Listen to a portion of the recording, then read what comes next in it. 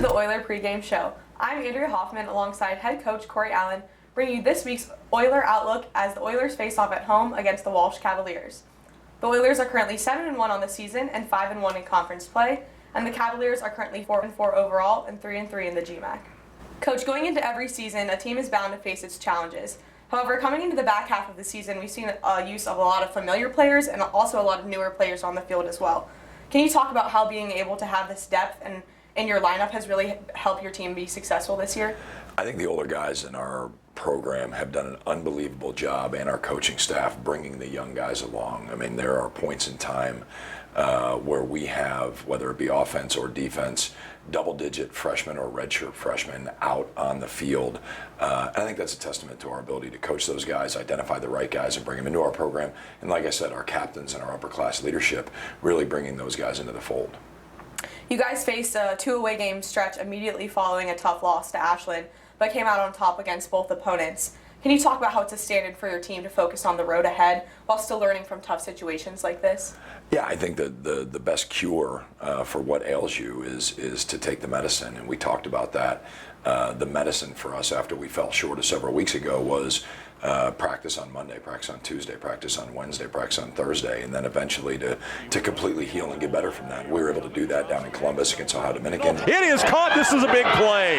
Red Douglas up the left sideline, inside the 15, and finally out of bounds around the 10-yard line. And then went on a little bit longer of a road trip down to Northern Kentucky against Thomas More. And Farmer up the middle is going to continue to break tackles, and he's loose. Jaden Farmer to the 5 and in for an Oilers touchdown. And I was pleased in both instances with how we played, and it seems like each week our games take on a different style. There's not just a complete format that you see out of us.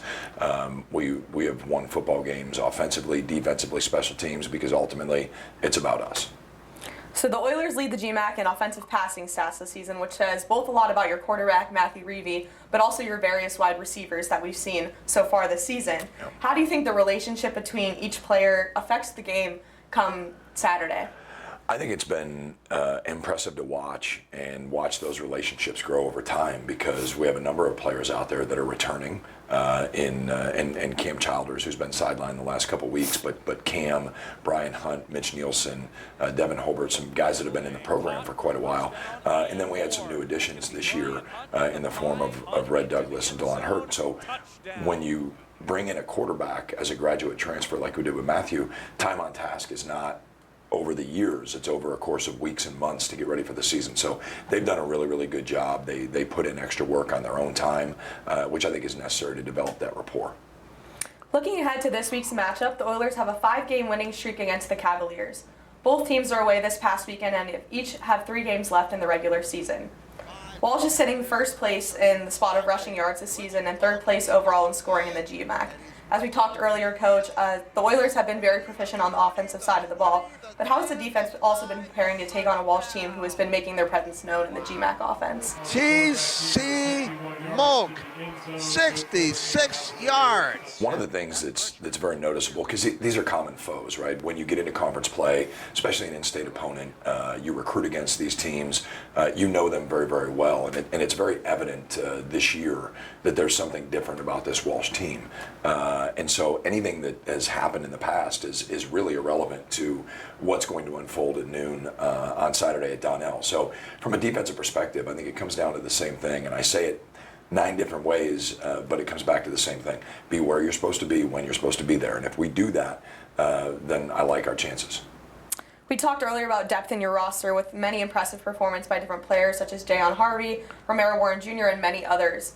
Have you seen any surprising improvements or unexpected growth from the team this season that you maybe didn't see at the beginning of the season?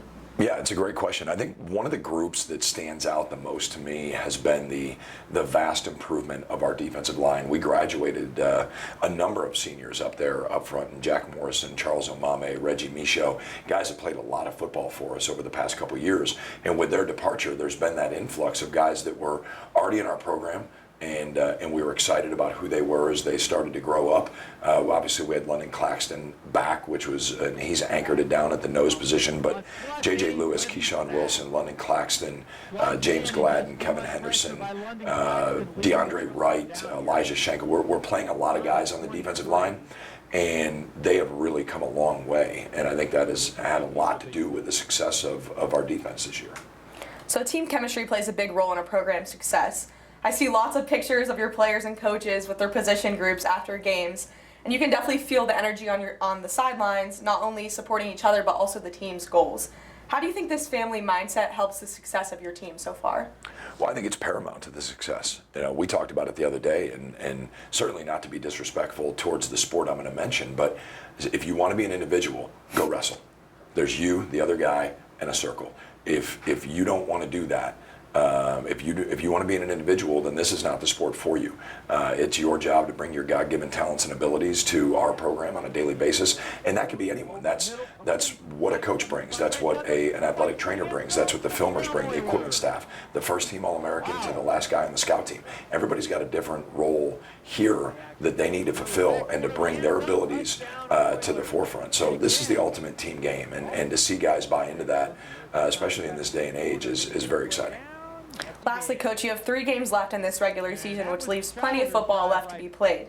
How do you keep your one team motto in full effect at the end of the season and still face the challenges that come with that?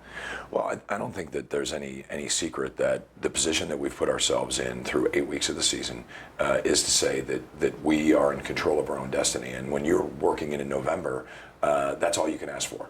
And so I think our focus is where it needs to be, which is simply on improvement. We talk about the fight, not the outcome, and we can't worry about that. All we can do is go out and practice every day, get an opportunity to put it on display on Saturday, go out and do it as one team, and be very comfortable with it as long as we stay in the fight. Thanks, Coach, and go Oilers. Go Oilers.